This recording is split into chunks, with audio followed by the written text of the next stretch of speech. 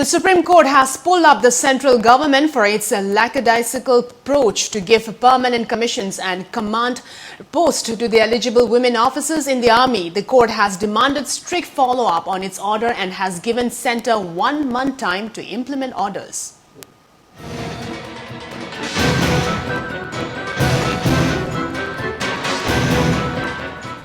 The Supreme Court has told the central government that they must make a complete compliance and not just substantial compliance with the court orders to give permanent commissions and command posts to eligible women officers in the army.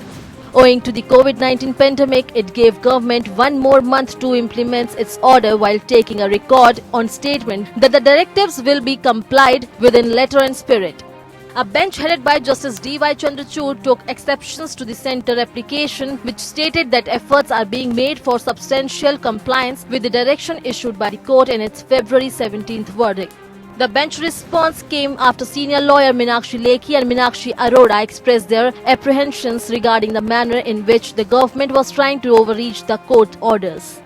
The lawyer, appearing for the women officers, contended that the criteria of physical standard that were discontinued by Army in 2011 have now been reintroduced only to deny benefit of permanent commission to women officers who have been in service for more than 10 years.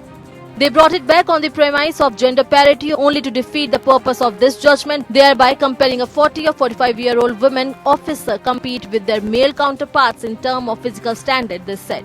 On this part, Subramaniam assured the bench that there is no attempt to overreach the orders of the apex court and that the final executing orders will be issued by the government at any time now.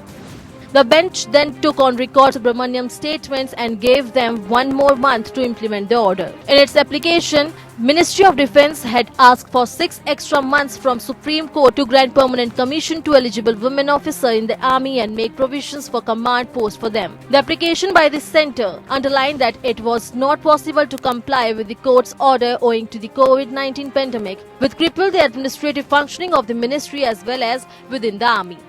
Bureau Report.